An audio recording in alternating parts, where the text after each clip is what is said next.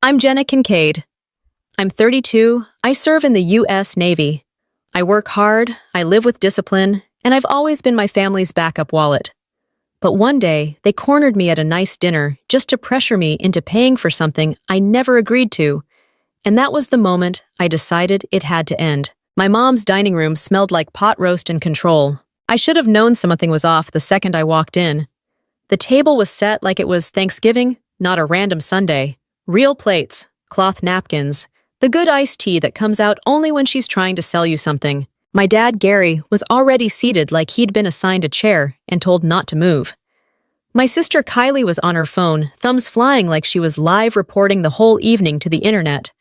Kylie's 29. I'm 32. I'm the one in the Navy.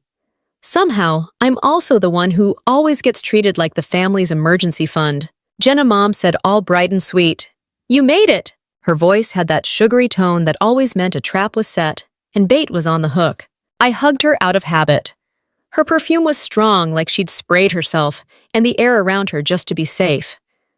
She stepped back and looked me up and down. "You look tired," she said. I'd driven in from Virginia in uniform earlier that day, and I'd barely had time to change into jeans and a hoodie. I was tired, but I didn't give her that satisfaction. "I'm fine," I said. "Where's the fire?" Kylie didn't even look up. "Oh my God," she said, still staring at her screen. "She's doing that Navy thing where she talks like a robot." "I'm not a robot," I said. "Robots don't have back pain." Dad made a small noise that might have been a laugh. Mom didn't. Mom waved us to the table, like she was seating guests at a restaurant she owned. We sat. I watched her move around the kitchen, like she was performing normal family dinner for an audience. She brought out the roast, the mashed potatoes, the gravy, and Kylie's favorite rolls that she only makes when Kylie's in town. Not mine. Kylie's. Mom sat down and clasped her hands. "Before we eat," she said, "I just want to say how proud we are of both of you." "Both? Sure." Dad nodded like he'd been coached. "Yeah, proud." Kylie finally set her phone down and put a hand over her chest like she was about to accept an award. "Thank you," she said. I waited. Nobody said anything else about me. That was fine. I'd stopped expecting speeches from them a long time ago. We started eating. The first few minutes were small talk. Weather, gas prices, someone's dog having surgery, Kylie's newest phase that she pretended wasn't a phase. Then she took a dramatic sip of water, like it was part of a script. So Kylie said, "I've been having these symptoms." Mom's face went soft immediately. "Honey, tell Jenna."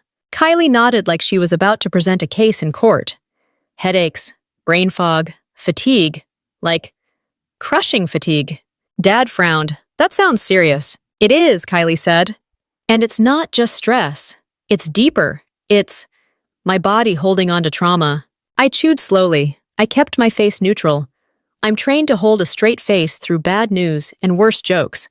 That training comes in handy at family dinners. Mom leaned in. "And what did the doctor say?" Kylie waved her hand like doctors were an inconvenience. The tests were normal, which is exactly the problem. Western medicine doesn't look at the whole person. I took a sip of water and said nothing. Kylie continued. "So I talked to this wellness coach and a functional nutritionist, and they both said, I need a reset, like a full reset." Mom nodded along like Kylie was reading from a medical journal. Dad asked, "What does a reset mean?" Kylie's eyes lit up. A retreat. There it was, the sales pitch. "A wellness retreat in Northern California," Kylie said, voice suddenly bright and excited. "It's called Sierra Serenity. It's exclusive. They only take 12 people. It's 7 days, and it's like detox, breathwork, nervous system regulation, guided movement, all organic meals, the whole thing." Mom smiled like Kylie had just been accepted into Harvard. "That sounds amazing." "It's not just amazing," Kylie said. "It's necessary."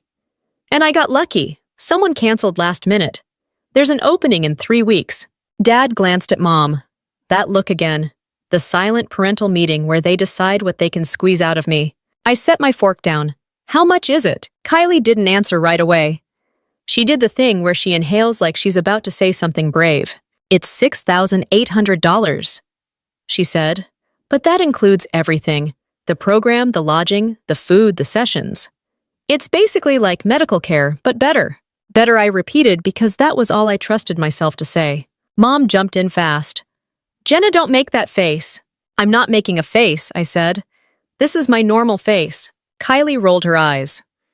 You always do this. You always act like anything that isn't a spreadsheet is stupid. I almost laughed. I literally get paid to make sure things don't fall apart.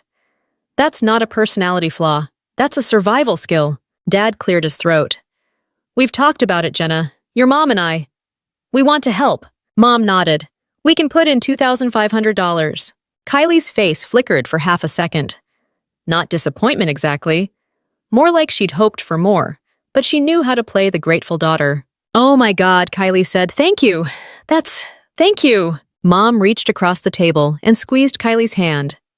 Of course, baby. Then all three of them looked at me. The silence was so obvious, it might as well have had a neon sign over it that said, your turn. Kylie tilted her head, soft voice eyes shiny, like she'd practiced this in the mirror. Jenna, you're doing well. You're stable. You're always so responsible. Responsible.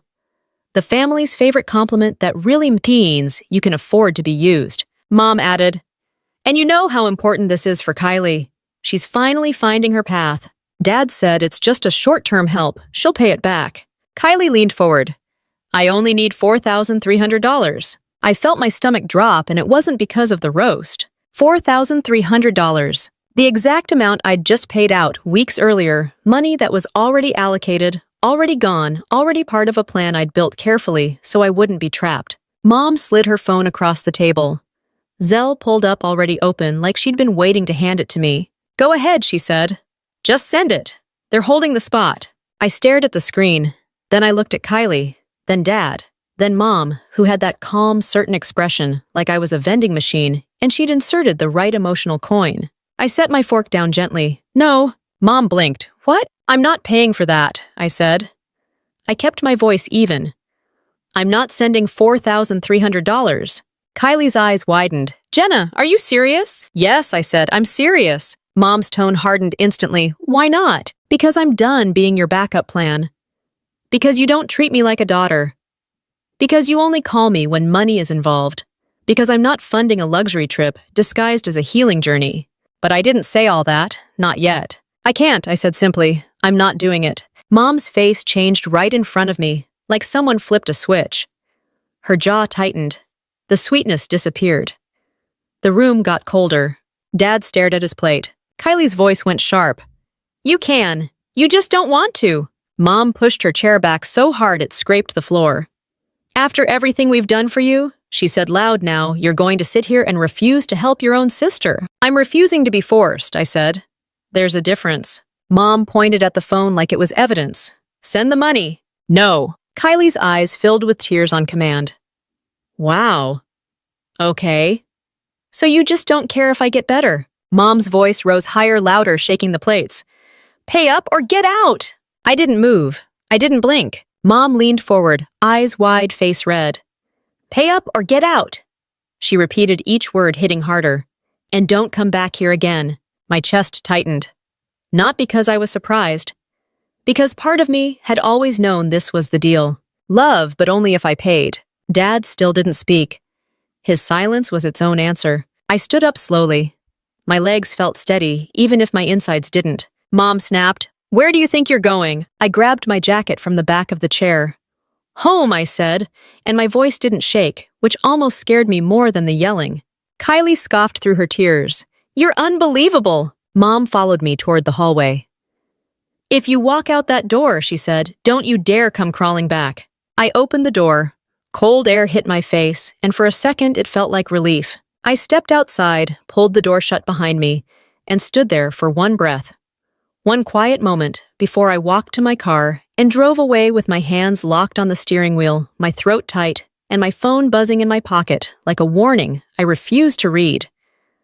I drove with my jaw clenched so hard my teeth started to ache, and I still didn't pick up my phone.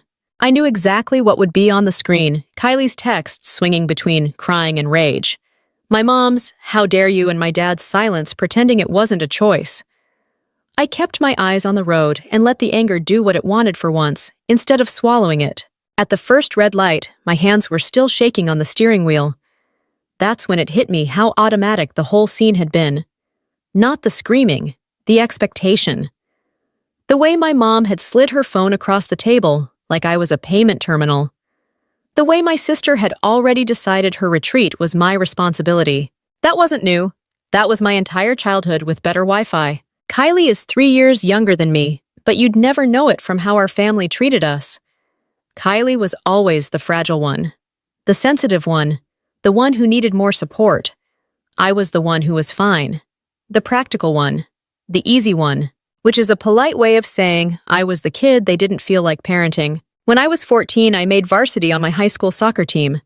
I came home in my sweaty uniform excited, thinking maybe this would be one of those proud family moments. My mom glanced up from the kitchen counter and said, "That's nice, Jenna," and then turned to Kylie. "Are you okay, honey? You looked sad earlier." Kylie was fine. Kylie was just bored. My mom sat with her on the couch, like she was consoling a widow. My dad made Kylie a snack. I stood there with my cleats in my hand, like some random neighbor kid who'd stopped by with news. Then there was my 16th birthday. I didn't even ask for a party. I just wanted dinner, a cake, and maybe my parents to pretend I existed for a full evening. My mom made reservations at a decent place. Not fancy, but decent. I remember thinking, okay, maybe they're trying. Halfway through dinner, my dad raised his glass. I smiled because I thought he was toasting me. "Here's to Kylie," he said, beaming. "She got picked for that special summer program." My smile froze on my face like it got stuck mid-loading. Kylie was grinning, cheeks pink, soaking it in. My mom clapped like Kylie had won an Oscar. The adults ordered another round. The server came with dessert. And my birthday cake had Kylie's name on the little chocolate plaque. My mom didn't even notice until I said something. She looked surprised, then annoyed, like I'd created a problem. "Oh," she said. "It's fine. We can just scrape it off." Scrape it off, like my name was frosting. That was how it always went. Kylie's good news got amplified. My good news got filed under nice. When Kylie struggled in school, it was treated like an emergency. When I struggled, it was treated like a character-building exercise. Kylie hated math. My parents hired a tutor twice a week. I remember the tutor's beige tote bag and the way my mom made tea and cookies like we had company. Kylie got sympathy and snacks.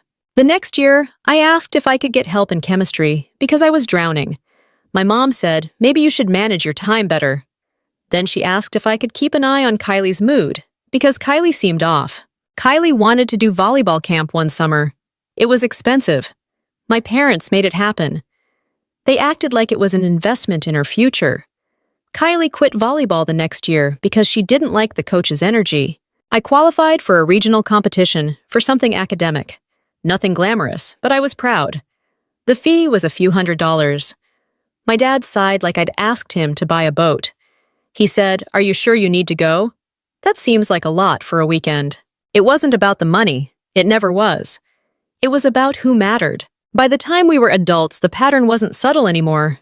It was policy. Kylie went to a school she felt called to. Private, pricey, the kind of place that has a lot of brick buildings and a lot of students who say things like, "I'm taking time to explore my passions." My parents paid for her housing, her meal plan, her books, which somehow included a new laptop and a wardrobe refresh every semester. She changed her major twice, maybe 3 times.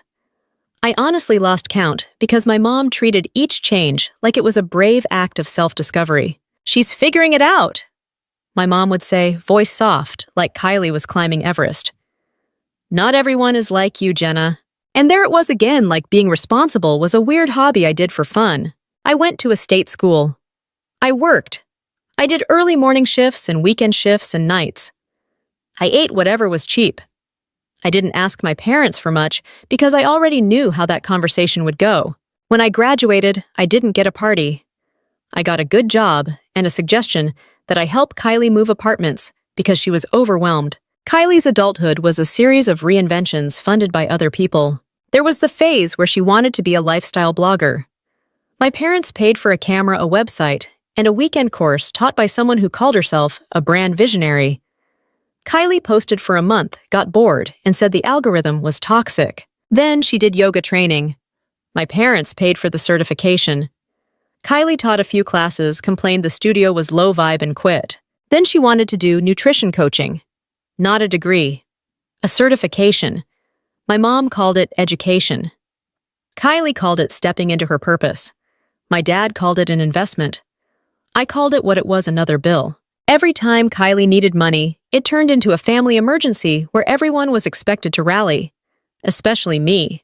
When I tried to say no once, just once, my mom looked at me like I'd slapped her. "Why are you being like this?" she asked, voice dripping with disappointment. "Kylie needs us." My dad added, "Your sister is trying." Trying? Sure. Kylie was always trying, but the effort somehow never included working a boring job, sticking with something past the honeymoon phase, or paying her own bills for more than 2 months at a time. And I was always expected to be the responsible one, which really meant the one who didn't get to have needs. I joined the Navy partly because I wanted stability, but also because I wanted distance. A job with rules. A ladder you climb with performance, not personality. I liked that. It made sense to me. I didn't tell my family that part. They liked the version of my Navy career that made them look good. The "my daughter serves" version, not the "my daughter escaped our house" version. Over the years, they got comfortable with a new script. Jenna handles things. Jenna figures it out. Jenna can help. If Kylie needed money, it was always framed like a temporary bridge, like I was just helping her cross a gap. But the gap never ended, it just moved. What happened at that dinner wasn't an explosion out of nowhere. It was the most honest moment my family had ever had with me. They finally said the quiet part out loud. My place in that family wasn't daughter, it was resource. When I pulled into a gas station and finally glanced at my phone, I had 18 notifications. Kylie. "How could you do that to me, Kylie? You ruined everything. Kylie. Mom is devastated. Kylie. I can't believe you're choosing money over family. My mom, don't bother coming back until you're ready to act like a sister." And my dad, nothing. Not even a thumbs up, which honestly would have been on brand. I stared at the messages and felt something shift. Not like heartbreak, not like sadness. Something cleaner than that. Clarity. I deleted Kylie's thread. Not blocked yet, just deleted. I didn't want to keep rereading it like it was a mission briefing. Then I started the car again and kept driving because sitting still felt like giving them room to crawl back into my head, and I wasn't doing that tonight. I pulled into my apartment complex in Norfolk and sat in the dark car for a second, listening to the engine tick, like it was trying to cool down faster than I could. My roommate situation had already been unstable for months, people rotating in and out like it was a bus station, so my place felt less like home and more like a spot I paid for. I stared at my building and thought, I'm done paying this much money to feel temporary. I walked upstairs, dropped my bag, and kicked off my shoes. My phone buzzed again. I didn't check it. I went straight to the kitchen, opened my laptop, and pulled up the only thing that ever calmed me down, numbers that made sense. A spreadsheet. I'd started it months ago, long before my mom screamed at me. It was titled House Plan because I'm a very fun person. The thing about being in the Navy is you learn to plan around chaos. Duty days, watches, surprise schedule changes. Someone gets sick. Someone gets pulled for a tasker. You get told at 1600 that your life is different at 0600. If you don't plan, you drown. And Norfolk is not cheap anymore. People act like military towns are bargain bins. They're not. Rent had been climbing like it had something to prove. My BAH covered it, sure. But that doesn't mean it felt good watching thousands of dollars evaporate every month into someone else's mortgage. I'd done the math 10 different ways. Keep renting, keep feeling stuck, keep being one unexpected roommate, move away from chaos, or buy something modest, build equity, and create a base I could control. Plus, I wasn't naive about the military. I knew I wouldn't be in Norfolk forever. PCES is always lurking. But that actually made buying make more sense. If I bought right, I could turn the place into a rental later. A little extra income. A backup plan. Something that belonged to me no matter what my orders said. That's what my family never understood about me. I'm not cheap, I'm not uptight, I'm not boring. I'm tired of being one emergency away from starting over. I took a shower, scrubbed off the road, put on sweats, and called the one person I trusted to talk me down without turning it into a Hallmark movie, my chief. Chief Dana Morales didn't do soft. She did truth. She picked up on the second ring.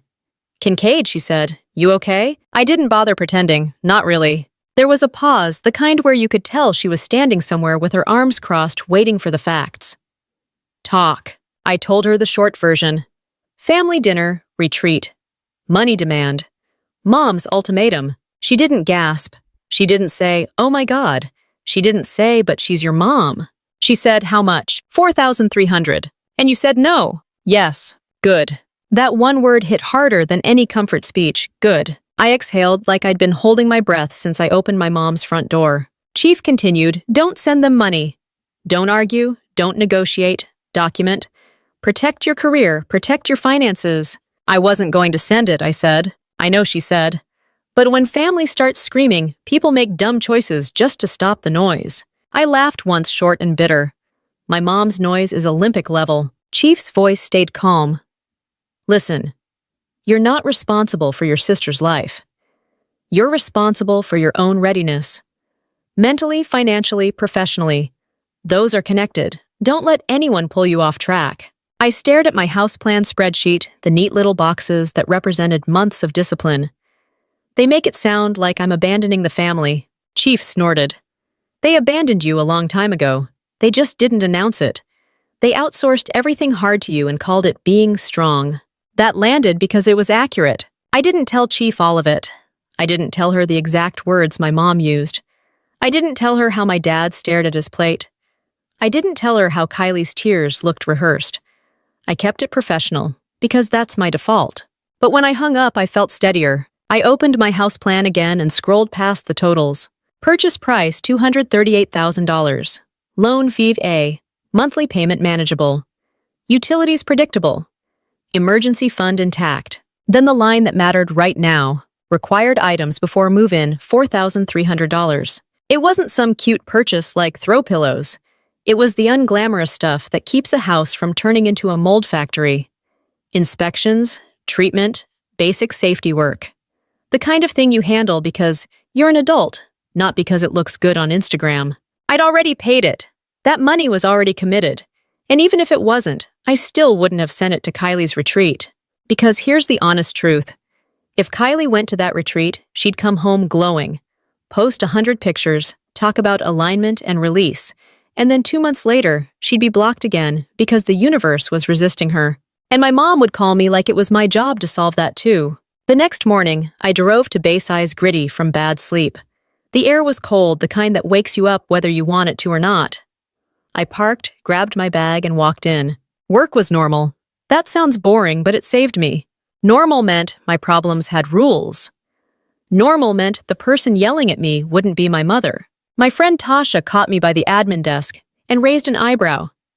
"You look like you drove through hell." "Close," I said. "Midwest." Tasha laughed. "Family." "Yeah." She didn't push. She just nodded like she got it. Then she said, "You eating today?" "I will," I said, which was Navy code for maybe. At lunch, I sat in my car and finally checked my phone. More messages. Kylie had moved on from guilt to anger. "Kylie, you always think you're better than everyone. Kylie, Mom is crying because of you." "Kylie, I can't believe you're choosing a house over me." I stared at that last one and actually smiled because the irony was almost impressive. Choosing a house over her. Number one, I was choosing a life where I didn't have to buy my place in the family every time Kylie wanted something. I didn't respond. I didn't defend myself. I didn't explain. Explaining to them was like trying to teach a fish to ride a bike. A waste of energy, and somehow you still end up feeling guilty. Instead, I texted my realtor. "Me? Are we still good for closing timeline, realtor?" "Yep." "Final docs tomorrow?" "You're set." I felt the tension in my shoulders release a fraction. That evening, I went to the house after work. It wasn't far, still in the Hampton Roads area, still close enough to base to be realistic, close enough that I didn't feel like I was running away. The place wasn't a dream house. It was a sensible house. A small, older place with decent bones and a list of projects that didn't scare me because I'd already lived through worse projects, like being the designated fixer in my own family. I walked through the living room, empty except for dust and echoes. I stood in the kitchen and pictured new paint, new light fixtures, maybe a second-hand table. I opened the back door and looked at the tiny yard. Nothing fancy, but it was mine. My phone buzzed again. This time it was my mom. I watched it ring until it stopped. Then I set the phone face down on the counter, like I was putting a lid on something that didn't deserve air. I walked into the hallway, looked at the bedroom door frame with its old scuffs, and thought, I'm not paying for peace anymore. I'm building it.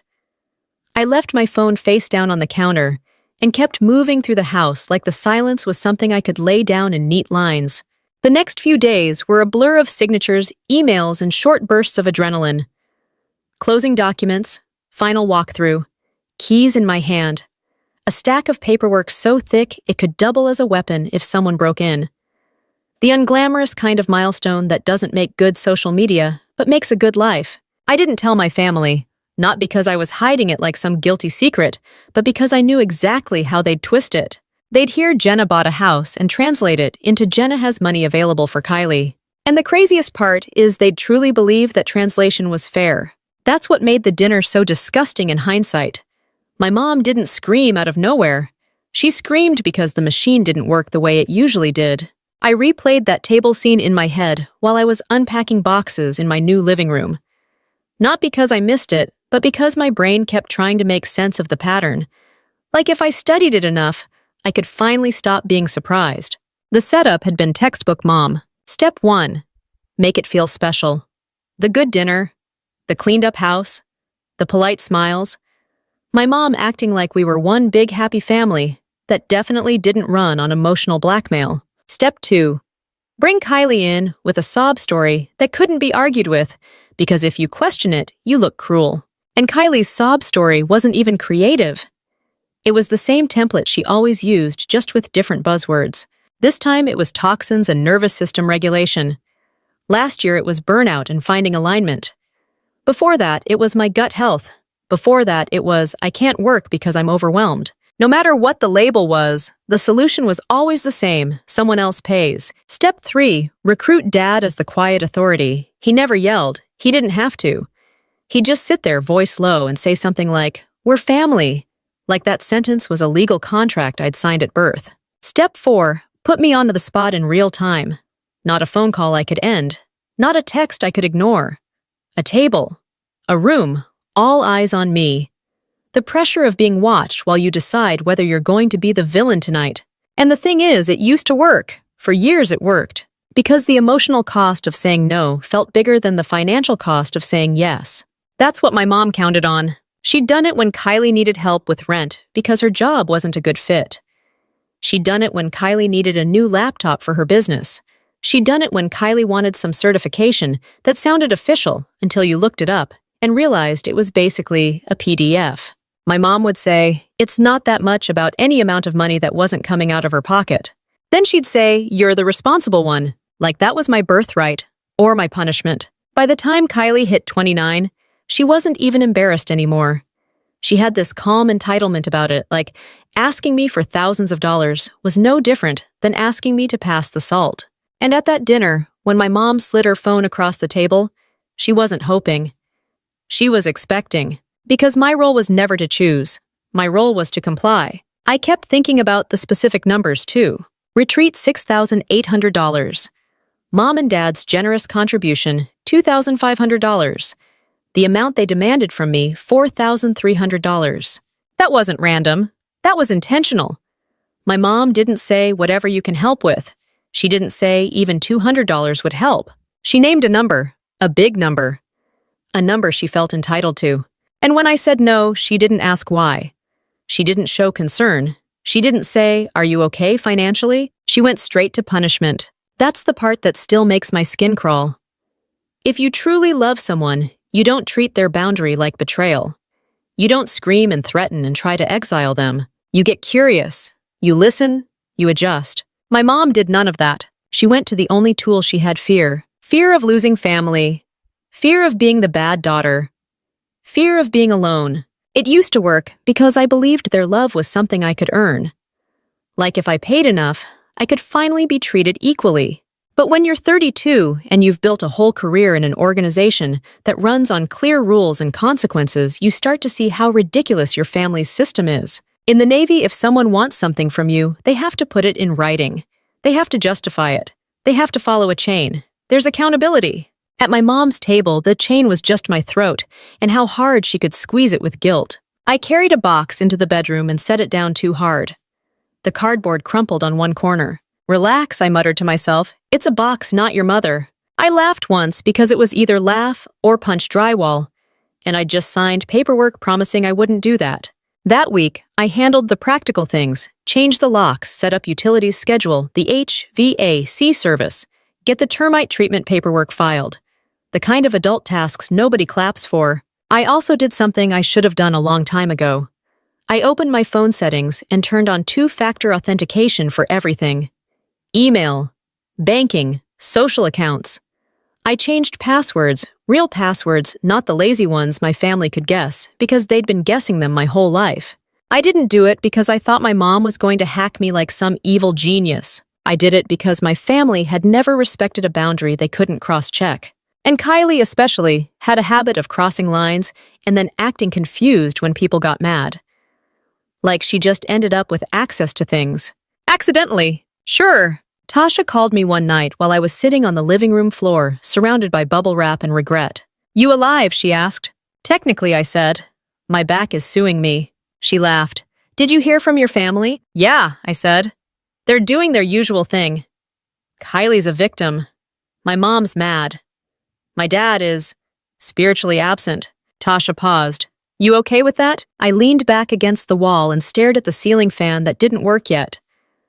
I'm not okay, I said. But I'm not paying for their peace. That's growth, she said. Or exhaustion, I said. Same thing sometimes, Tasha replied. Just don't let them back in through a side door. I looked at my phone on the floor beside me. A missed call from Mom, again. I didn't call back. I didn't even listen to the voicemail. Instead, I texted my mom one sentence. Short, clean, like a policy statement. I'm not discussing money. If you want to talk respectfully, we can. I stared at it for a second before I hit send because part of me still expected lightning to strike if I stopped obeying. Then I hit send anyway. My screen showed delivered, and my stomach tightened, like it was bracing for impact. But all I heard was the quiet hum of my refrigerator turning on for the first time, the kind of normal sound that makes a place feel real.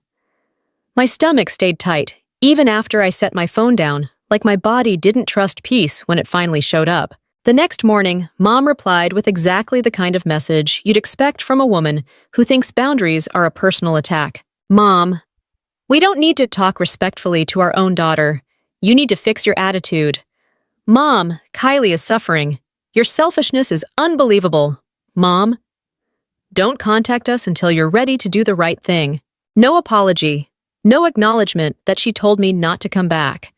Just a fresh coat of guilt slapped on top of the same rotten wood. I read it once, then I put the phone in a drawer. Not blocked yet. Not because I was leaving the door open emotionally, but because I wanted to be deliberate. I didn't want to do anything out of panic. My whole life, their chaos trained me to react fast. I was done with that. That day at work, I kept my face neutral. Navy life doesn't pause because your mom throws a tantrum. The emails still come. The deadlines still exist. Somebody still needs a supply request pushed through. Somebody still missed a signature. But I felt different, like there was an invisible weight missing from my shoulders. And my brain was trying to figure out why it suddenly had room to breathe. Chief Morales caught me outside the admin space after muster.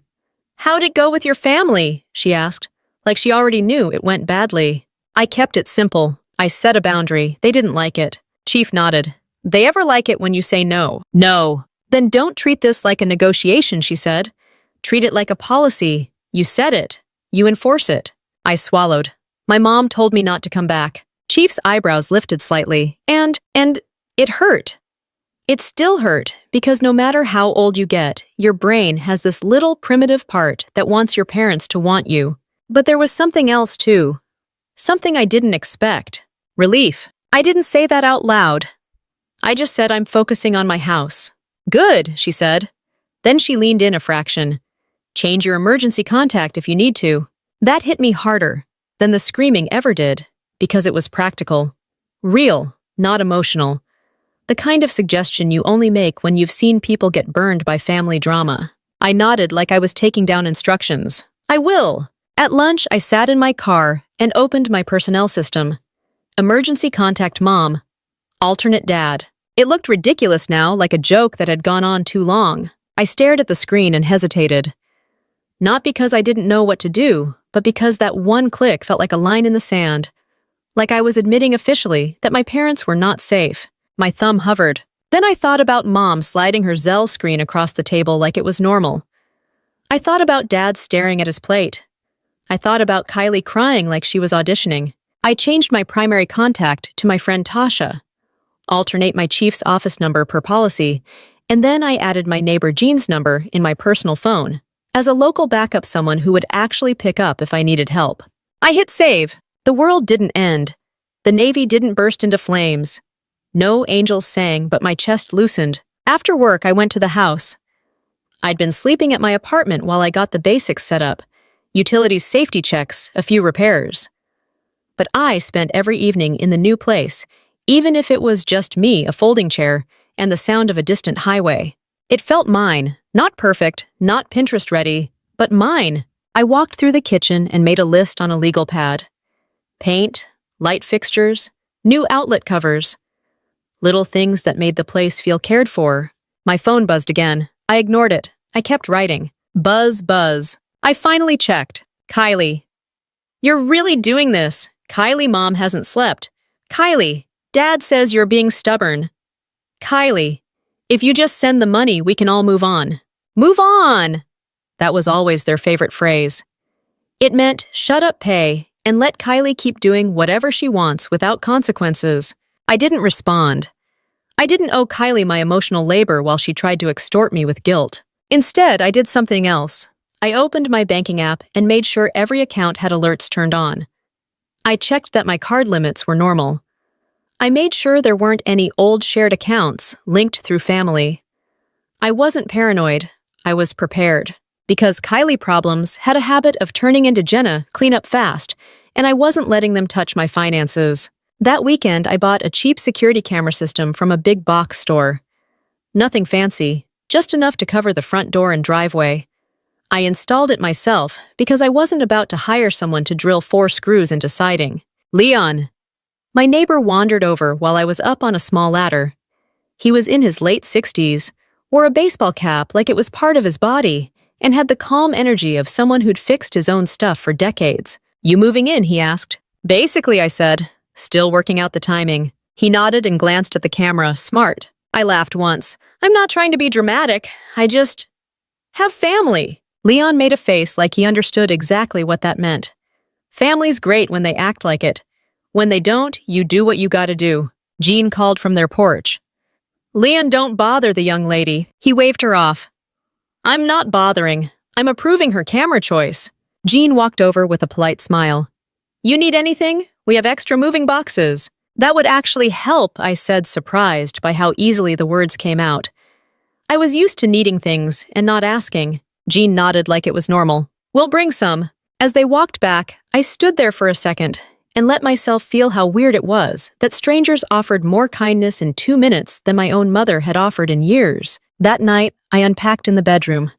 I set my uniform pieces neatly in the closet like I always did. I put my boots by the door. I set my laptop on the kitchen counter and checked my work email. Normal, stable, mine. Then my phone buzzed with an unknown number. I almost didn't answer, but I did because it had a local area code, and the Navy trains you to pick up when something could matter. Is this Jenna Kincaid? A woman asked. Yes, I said, instantly alert. This is Patricia, she said, my mom voice sweet, like nothing had happened. I'm calling from a different number because you're ignoring me. Of course she was. My grip tightened on the phone. What do you want, Mom? Her tone sharpened. Don't talk to me like that. We are your family. You told me not to come back, I said. I'm respecting your request. She inhaled sharply. Don't be dramatic. If you just do the right thing and help your sister, we can put this behind us. I didn't yell. I didn't cry. I didn't argue. I just felt tired. No, I said. Silence. Then, like a switch flipping again, she hissed. Fine. Enjoy your little house. Don't call us when you need help. I almost laughed. Almost. I won't, I said, and I meant it. I hung up, stared at the dark screen, and then went back to unpacking, like my hands had decided on their own that tonight was not going to be another night ruined by her voice. I kept unpacking until my shoulders burned because folding towels was easier than replaying my mom's voice in my head. By Sunday night, the house still looked like a cardboard box factory, but at least it felt functional. I had a bed on the floor, a shower curtain, a coffee maker. That's basically adulthood. Monday morning came fast. I drove to base before sunrise, half asleep, and still smiled when I pulled out of my driveway. Not because I was suddenly cheerful, because for the first time in a long time, I was leaving a place that was mine and going to a job I'd earned, without anyone asking me to finance their feelings. Work stayed busy, the normal Navy kind of busy that's 80% logistics and 20% random surprises. I had supply issues to chase down documents to route, and a pile of emails that multiplied when you looked away for too long. Chief Morales stopped by my desk midweek and glanced at my face. "You sleeping?" "Enough," I said. "Eating. Sometimes." She nodded like she'd expected that exact answer. "Don't let drama make you sloppy. People will try to distract you when they don't like you doing better." It wasn't even dramatic advice. It was a real warning. I'd seen sailors get pulled under by family chaos, missed appointments, late paperwork, bad decisions made on no sleep. That's how careers get dented. Not by one big mistake, by a slow leak. So I treated my life like a maintenance checklist. I didn't read Kylie's messages. I didn't scroll old threads. I didn't do the thing where you stare at your phone hoping for an apology that never comes. Instead, I did paint samples. Every evening, I came home changed into old clothes and tackled one small project. Outlet covers, cabinet handles, deep cleaning the kitchen drawers that looked like they'd held something sticky in a previous life. It wasn't glamorous, but it was honest. Nobody was clapping, nobody was judging. The only feedback I got was whether something worked. And slowly the house started looking less like a place I bought and more like a place I live. The first weekend, Leon and Jean showed up exactly when they said they would, carrying a stack of flattened boxes and a bag of donuts, like it was a normal neighbor thing to do. Jean set the donuts on my counter. "We brought the good kind," she said, proud. "Not those dry ones." "I'm not picky," I said, which was a lie. Leon looked around my living room at the piles of stuff and nodded. "Yeah, you're in it now." "Welcome to the chaos," I said. Leon pointed at a corner of the ceiling. "That stain new." I looked up. "No, that's old." "Good," he said. "New stains are the ones that cost money." I laughed. That might be the most comforting thing anyone said to me all week. Jean gave me a look. Rough week. I hesitated. I didn't want to unload on my neighbors. I barely knew them. But I also didn't want to keep acting like everything was fine when it wasn't. "My family's intense," I said carefully. Jean didn't ask for details. She just nodded like she already understood. "Well," she said, grabbing a donut around here, "we keep it simple. If you need help, you ask. If you don't, you don't. And nobody's allowed to scream at you in your own kitchen." Leon raised his donut like it was a toast. House rule. I actually felt my throat tighten, and I hated it. Not because I was sad, because I was touched by something I wasn't used to. Support without strings. Over the next few weekends, that became the rhythm. Saturday morning hardware store run. Jean told me which one to go to and which one to avoid, because the guy there acts like you personally offended him if you ask where the screws are. Saturday afternoon paint. Fix a loose hinge. Swap out an old light fixture. Eat something that wasn't a granola bar. Sunday bigger tasks. Yard cleanup. Replacing weather stripping. Installing shelves. Things that made the place sturdier. Leon helped me with the yard the second weekend. He didn't make a big deal out of it. He just showed up with gloves and said, "We're not letting your weeds win." "I'm pretty sure the weeds are trained professionals," I said, staring at the mess. Leon snorted. "Then it's a fair fight." I worked until my hands were sore, and at the end of the day, I stood on my porch looking at the cleared space like it was proof I could change things that used to feel permanent. That's what people don't get about fixing a house. It's not just the house, it's you. When I went back to work Monday, my arms ached in that good way, like I'd done something real. My coworkers noticed. Tasha saw the paint speck on my wrist and smirked. "Homeowner life." "Don't say it like it's a disease," I said. She grinned. "It is." It starts with just one project and ends with you owning 3 power tools you can't name. "I already own 2 power tools I can't name," I said. "I'm ahead." Tasha's smile softened. "How's your head, though? You okay?" I thought about it for a second, honestly. "I'm calmer," I said. Not happy calm, just not spinning. "That's something," she said. It was. And it came from doing what my family never wanted me to do, building something for myself. I did the practical safety stuff too. Cameras stayed up, doors stayed locked.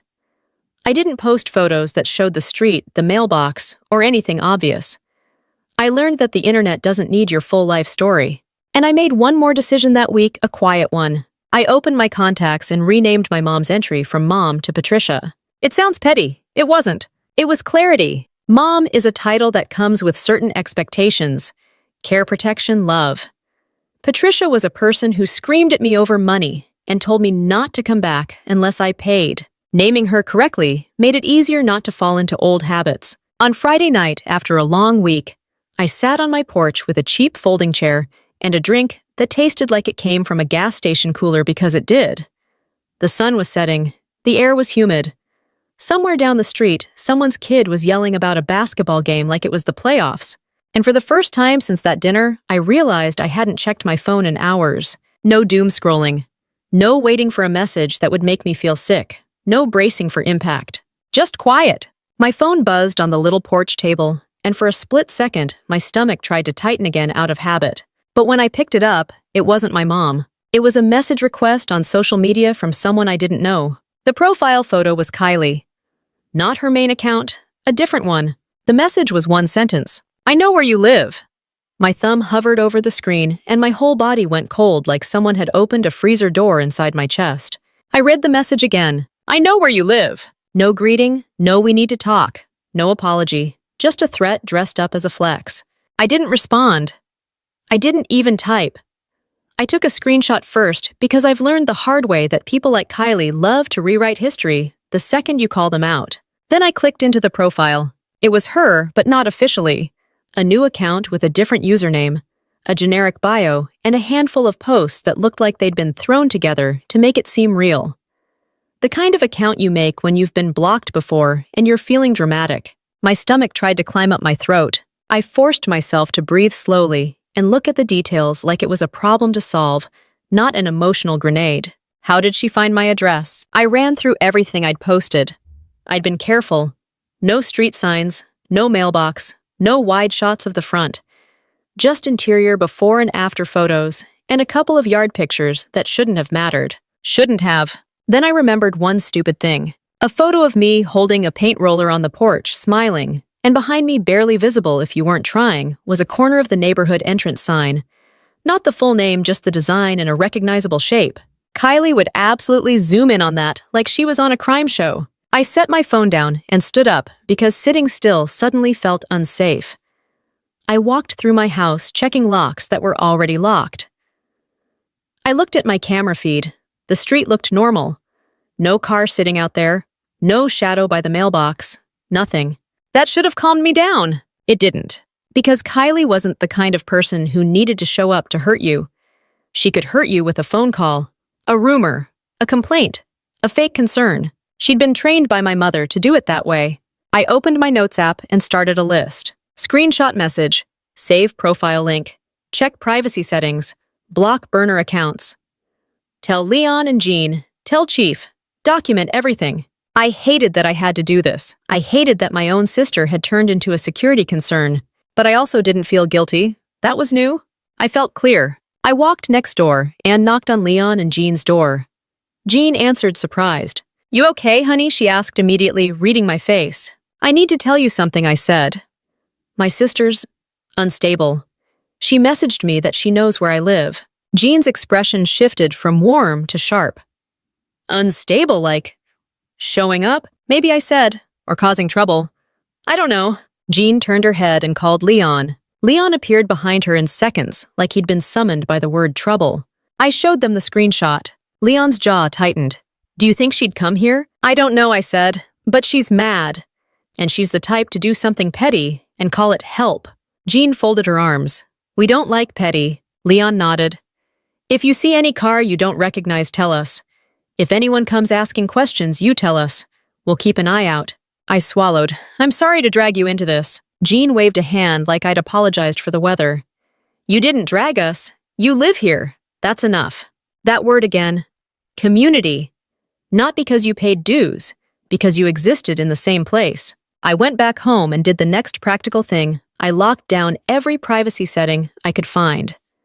I removed posts that had any chance of revealing location. I checked my friends list. I found 2 random accounts I didn't recognize and removed them without hesitation. Then I blocked Kylie's burner account, not because I was scared of her words, because I refused to give her access to me. 10 minutes later, another message popped up. Different account, same vibe. You can block me all you want. It doesn't change anything. Screenshot, block. Then another one. We need to talk. Mom and Dad are worried about you. That almost made me laugh. Almost. Worried about me. The same people who told me not to come back unless I paid. Screenshot, block. Then came the one that made my skin prickle. I'm just trying to protect you. People on base should know you're acting unstable. My hands went cold again, but this time it wasn't fear. It was anger. Because that wasn't random. That was a target. I'd seen this kind of move before in other people's lives. Family members trying to weaponize the military system, calling a command with concerns, dropping hints, acting like they were doing you a favor. It's ugly, and it's dangerous. I didn't respond. I grabbed my keys and drove to base. Not to make a scene here, not to file a dramatic complaint. To do what Chief told me, treat it like policy. I found Tasha in the admin space. She took one look at my face and said, "What happened?" I showed her the screenshots. Tasha's eyes widened. She actually typed that. "Yeah," I said, "and she's using burner accounts." Tasha shook her head slowly. "Okay, not to be dramatic, but your sister is a problem." "Agreed," I said. Tasha pulled her chair closer to her desk, already in work mode. "Email yourself those screenshots. Save them somewhere not on your phone. Date and time. Keep a folder." "I already started," I said, "because I'm nothing if not consistent." Tasha nodded. "And tell Chief." I went straight to Chief Morales' office. She was reviewing something on her computer glasses, on coffee to the side, looking like she'd been born, ready to be annoyed. I knocked. She didn't look up. "Kincaid." I stepped in. "Chief, I need to document something." That got her attention. She looked up serious now. "Go." I handed her my phone. She read the messages in silence. Her face stayed calm, but her eyes sharpened. When she finished, she handed it back. "She's threatening your career." "Yes," I said. Chief leaned back in her chair. "Okay. First thing, you don't engage. No replies. No emotional texts. Nothing." "I haven't," I said. "Good," she replied. "Second, you keep every piece of this. Screenshots, dates, accounts. Third, if she contacts anyone at the command, we handle it through the proper channels. You don't panic. You don't over-explain. You state facts." My heart was beating hard, but her voice made me steady. "What if she shows up at my house?" Chief's eyes narrowed. "Then you call local police. You don't try to reason with her. You don't invite her in. You don't let family override safety." I nodded. Chief tapped her pen once against the desk.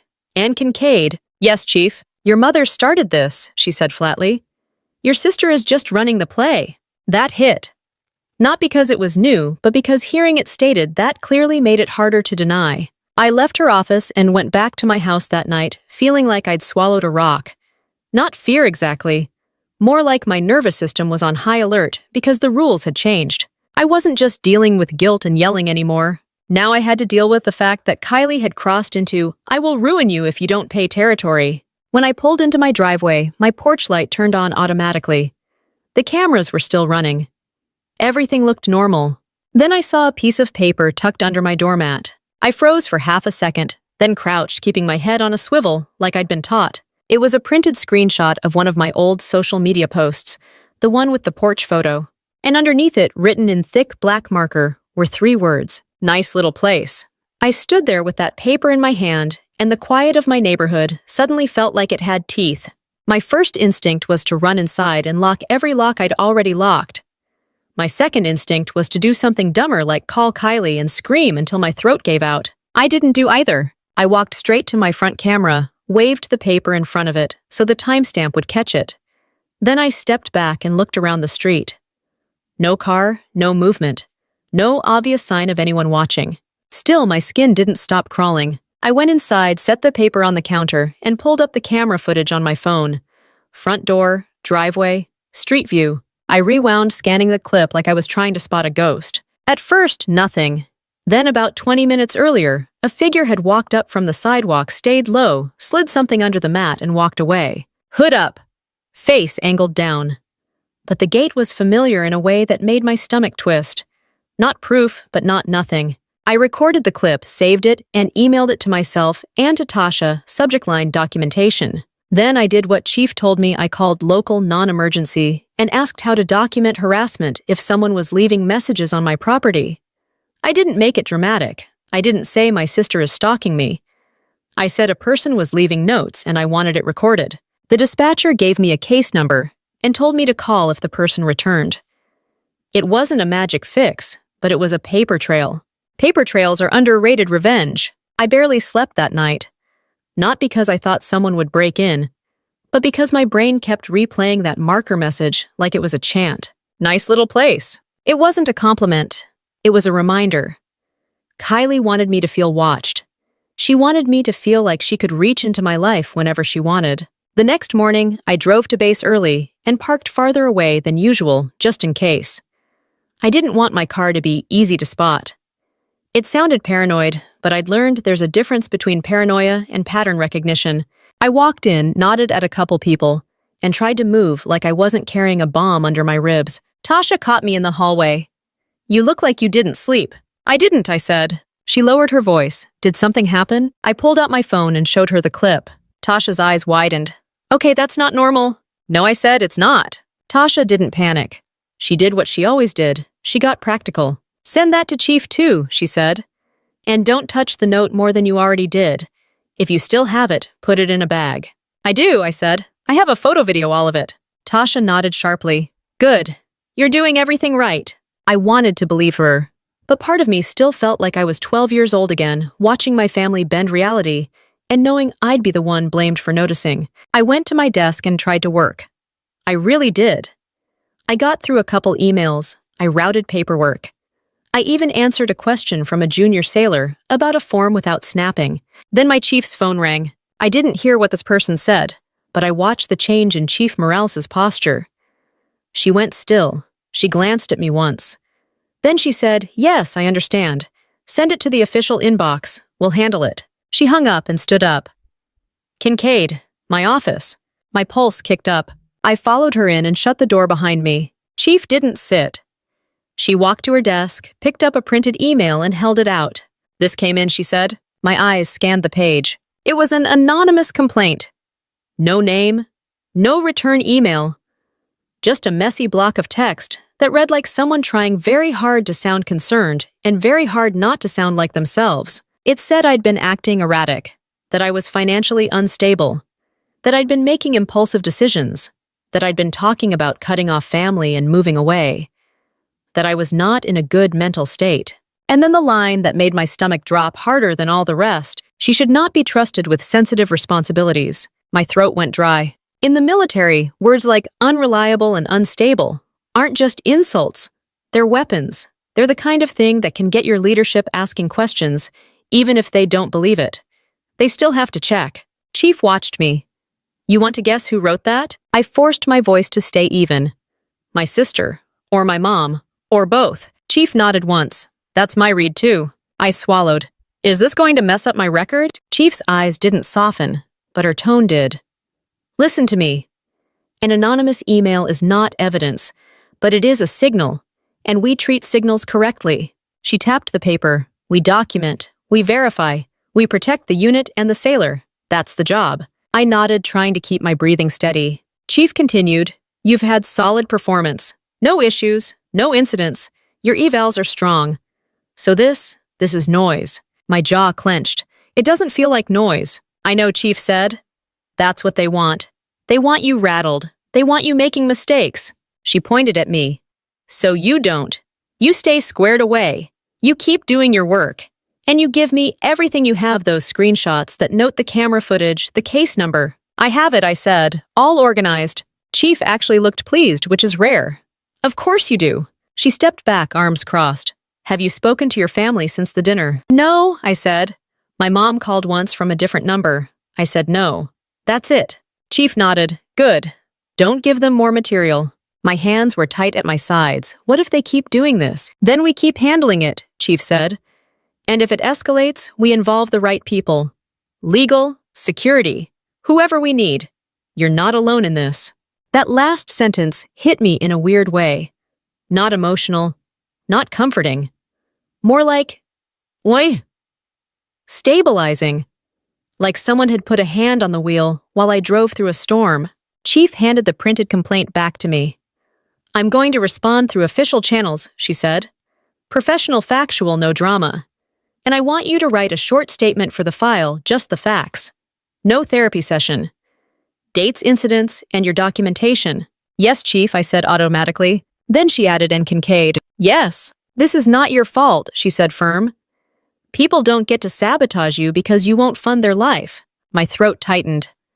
I nodded once and looked down at the paper again. When I got back to my desk, Tasha was waiting, eyebrows raised. "Chief call you in?" she asked. I slid the printed complaint across the desk so she could see it. Tasha read it fast, then looked up, eyes blazing. "They really tried it." "Yeah," I said. Tasha leaned in. "Okay, here's what you do. Keep your circle tight. Don't post anything. Don't vent online. Don't even joke about it in public spaces. People love to repeat half a sentence." "I know," I said. "And if they call your command again," she added, "it only helps you because it builds a pattern." I stared at her. "How does that help me?" Tasha tapped the paperwork with one finger. "Because patterns are proof, and you have receipts." Receipts. That word made me feel steadier than it should have.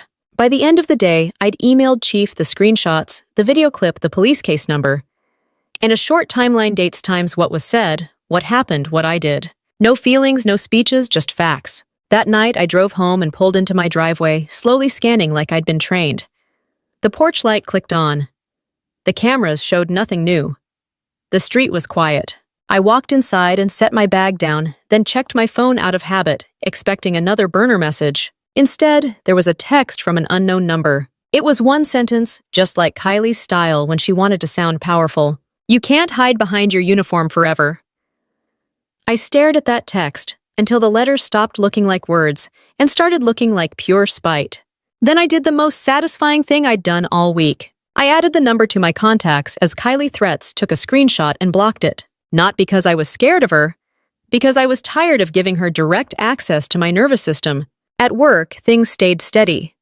Chief handled the anonymous complaint the way she said she would: formal, factual, boring, which is exactly what you want when someone's trying to turn your life into a soap opera. The command didn't freak out. They asked the right questions. They saw the pattern. They saw my documentation. They moved on. And nothing makes a manipulator angrier than not being able to produce chaos on demand. The funny part is, once you stop feeding the drama, they eventually switch tactics. They don't become better people. They just try a new angle. For my family, the new angle was reconciliation. It started quietly. A month passed with no new notes under my mat. No burner messages, no strange phone calls. My camera feed stayed boring. My days were work, home projects, sleep. Normal life. The kind of life my mom used to call cold because it didn't revolve around Kylie's emotional weather. Then, one Thursday, while I was sitting in my car eating lunch, a text popped up from Kylie's actual number. "Kylie, Mom and Dad want to see you. Kylie, dinner this Sunday. Kylie, please come. We miss you." I stared at it for a long time. "We miss you" was a funny thing to say after threatening my career and leaving notes like we were in a low-budget thriller. Still, the part of me that had been trained to hope twitched. Not because I believed they'd changed, but because I wanted closure. I wanted someone to finally say we were wrong. I didn't trust myself to decide alone, so I ran it through the two people who never lied to me, Tasha and Chief. Tasha's response was immediate. "Tasha, if you go drive yourself. Tasha. Don't stay if it gets weird. Tasha. And don't let them corner you about money." Chief didn't even look surprised when I told her. She leaned back in her chair and said, "It's a setup." I know, I admitted. "Then why go?" I thought about it. Because I want to see who they are when I'm not scared. Chief held my gaze for a second, then nodded once. "Okay. You go if you can walk out the second they cross a line." I said, and I meant it. Sunday came. I wore jeans and a plain sweater. No uniform, no jewelry, nothing to comment on. I drove to my parents' house with my stomach calm in a way that felt unnatural. The fear was gone. In its place was something sharper. Readiness. I sat for a second, and reminded myself I don't have to win an argument. I just have to protect my peace. When I walked in, the smell hit me first. My mom's cooking. Familiar, nostalgic, weaponized. Mom was in the kitchen, apron on like nothing had ever happened. She turned and smiled too fast. "Jenna," she said, You made it! My dad appeared from the living room, holding a remote like it was his emotional support object. Hey, he said. He didn't hug me. He didn't apologize. He just did that awkward nod like I was a coworker he'd run into at the grocery store. Kylie rushed toward me with dramatic enthusiasm. Oh my God, Jenna. She hugged me hard, too hard, like she was trying to claim me for the room. Her hair looked different, new color, new cut. She smelled like something expensive and herbal at the same time, which felt like her entire personality. Look at you, she said, pulling back. You look healthy. I almost laughed. That was my mom's line. They were rehearsing. Dinner started with small talk. Painfully small. Weather, work, a neighbor's new dog. My mom asked if Norfolk was still dangerous, which is her favorite way to suggest I'm irresponsible for living anywhere she can't control. No one mentioned the screaming. No one mentioned, don't come back. No one mentioned the anonymous complaint. They acted like time-erased behavior. Like enough lasagna could cover up anything. My mom even made my favorite dessert. Lemon pie. Perfect crust. Extra whipped cream. It was a bribe so obvious it almost deserved respect. Halfway through dinner, Kylie started talking about her retreat again, even though she'd already gone. It changed everything, she said, eyes wide. I feel like a new person. That's great, I said, neutral. It's like, I released so much, she continued. I met people who really get it. People with money and vision. Dad nodded. She's been so focused. Mom added quickly, it was good for her. I took a bite of pie and said nothing. In my head, I counted how many times Kylie had changed everything in the last 5 years. I ran out of fingers. Kylie leaned forward. So, how's your house? There was a tiny edge to her voice, like she expected me to say it was falling apart, and I was miserable. It's good, I said. I've been working on it. Mom's lips pressed together. Still seems like a lot for one person. I manage, I said. Dad finally looked at me like he was seeing me. You doing all that yourself? Most of it, I said. Some things I hire out. Kylie smiled sweetly. Wow. Must be nice having all that money. There it was, the first crack. I set my fork down slowly. It's not extra money. It's my budget. Kylie blinked. I'm just saying. Mom jumped in too quick. We're all just talking. No, we weren't. They were warming up. Kylie clasped her hands like she was about to propose a partnership. I've been thinking a lot about what you said, she began. My stomach didn't drop this time. It just went still. Kylie continued, about me building something myself. And you're right. I need to take my wellness work seriously. Dad nodded like this was a board meeting. Mom smiled like Kylie was graduating again. Kylie said, so I'm launching my own coaching practice. Real branding, real marketing, real clients. I kept my face blank. Okay. And to do it right, Kylie said, I need some startup money. There it was. Predictable as sunrise. She went on, my business coach says, the first 6 months are critical. Website materials, marketing, a little travel for networking. It adds up. Mom said softly, your father and I are helping as much as we can. Dad cleared his throat. We've already put in $5,000 to get her started. Kylie looked straight at me, but there's still a gap. I didn't speak. Kylie smiled like she was being reasonable. I'm not asking for a lot, just $3,000. I stared at her. Then I looked at my parents. They both avoided my eyes like trained professionals. So you knew, I said. Mom's face tightened. Jenna, don't start. I'm not starting, I said calmly. I'm observing. Kylie's voice went soft, that manipulative, gentle tone. It's an investment, Jenna. I'll pay you back. With what income, I asked, still calm. Kylie's smile faltered. That's not supportive. I'm not your investor, I said. I'm your sister. Mom's voice sharpened. Family helps family. I nodded slowly. Interesting. Because when I needed help, you called me independent. Dad's tone turned warning. Jenna. I looked at him. I came here to reconnect, not to be pitched. Kylie's eyes filled with tears instantly. I can't believe you're doing this again. I pushed my chair back, not loudly, just enough to make it clear I wasn't trapped at their table anymore. I'm not giving you money, I said. Not $3,000, not $300, not $3. Mom snapped. If you walk out, I stood up and picked up my keys. Then I walk out. Kylie's voice turned bitter. You're choosing your house over your family. I looked at her, and for the first time, I didn't feel rage or guilt.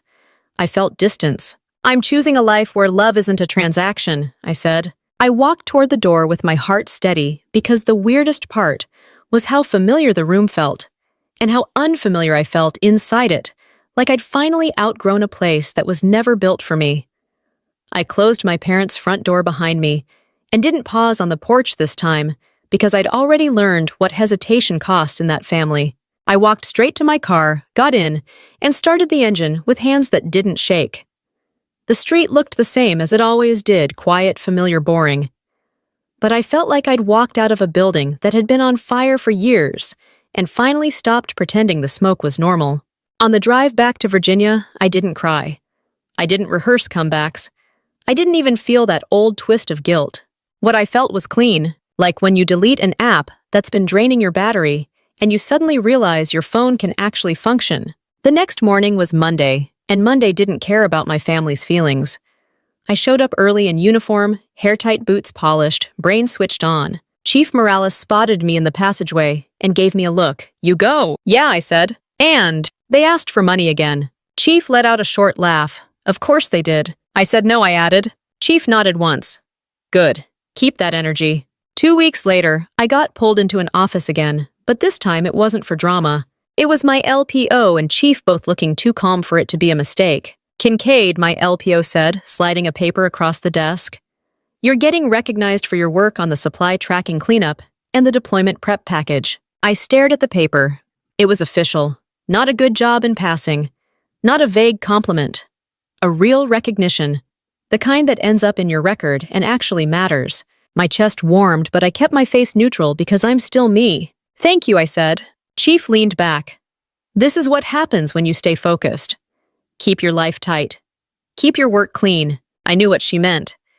If I'd spiraled, if I'd missed deadlines, if I'd shown up exhausted and distracted, my family's little sabotage attempts might have landed somewhere. They didn't, because I didn't let them. At home, my house kept changing in small ways that added up fast. I painted the living room a light color that made the space feel bigger. I replaced the old blinds that looked like they'd survived 3 hurricanes. I set up a simple dining table I found secondhand, sanded it down, and sealed it myself. I didn't do anything dramatic. No luxury remodel, no contractor crew with matching shirts, just steady improvement.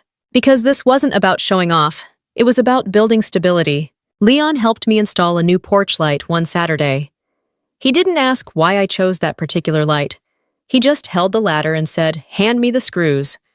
Jean brought over a casserole and said, "You look like you've been working too hard." "I've been working the right amount," I said. She gave me a look. "That's what people say right before they get sick." I smiled, noted. Then she did something that still makes me laugh. She pointed at my security camera and said, "That thing's still on." "Always," I said. "Good," she replied. "Because if your sister shows up here, she's not getting past me. I'm retired. I have time." I laughed, but I also believed her. 3 months passed without new notes under my mat. No burner accounts, no unknown numbers.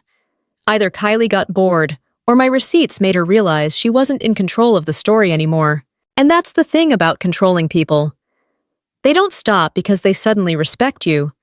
They stop when the cost gets too high. My life got quieter, and the quiet became addictive. Then came the moment that made everything feel complete in a way I didn't expect. Housewarming, not the fancy kind, not a party planner event, just food-folding chairs and people who actually wanted to be there. Tasha showed up with the plant and said, "This is your official, I'm an adult gift." I looked at the plant.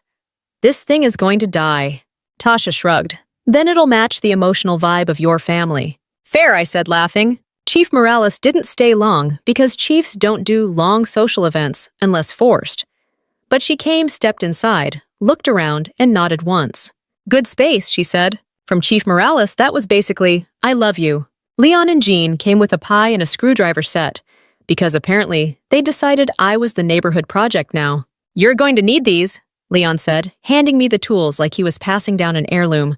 "I have tools," I said. Leon looked me dead in the face. "You have some tools. Now you have the right tools," Jean added. "And the pie is so you don't live on coffee and spite."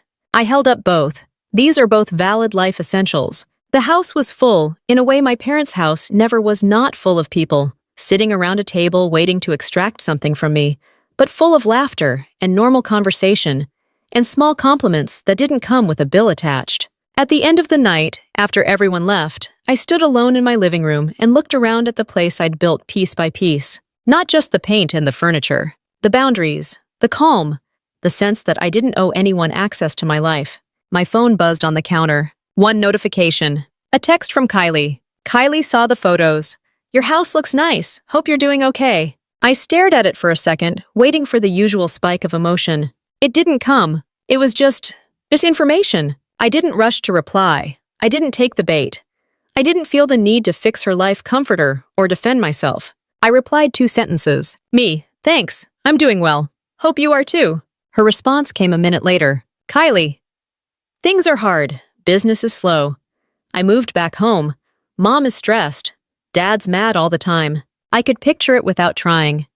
When you remove the person they blame, they start turning on each other. I didn't feel happy about it. I didn't feel sad. I felt distant compassion, the kind you feel for people who refuse to learn. Me, I'm sorry it's stressful. There was a pause, then another message. Kylie, can we talk sometime? Not about money?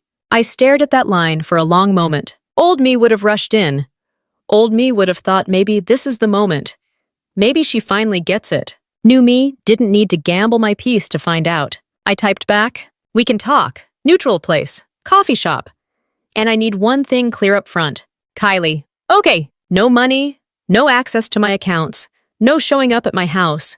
If that boundary isn't respected, the conversation ends. She didn't reply right away. I set my phone down and walked into my kitchen, poured myself a glass of water, and stood there in the quiet. The kind of quiet that used to scare me, because it meant I wasn't being needed. Now it felt like safety. My mom had screamed, "Pay up," or "Get out," like she was handing down a sentence. All she really did was push me into a life where I finally stopped paying for love and started living like I belonged to myself. I used to think family loyalty meant swallowing your pride, sending the money, and calling it peace. Now I know better. Peace isn't something you buy with your paycheck, and love isn't supposed to come with an invoice. My career didn't fall apart when I stopped funding my sister's life. My life got quieter, steadier, and honestly, healthier. And that's the part nobody warns you about. The moment you stop being the family's safety net, you finally get to build one for yourself. If you're into family revenge stories and real-life family drama, where someone finally chooses boundaries over guilt, I'd love for you to subscribe. I post stories like this messy, honest, and grounded in what could actually happen, because sometimes hearing someone else say no out loud makes it easier to say it in your own life. It in your own life. It in your own life. It in your own life. It in your own life. It in your own life.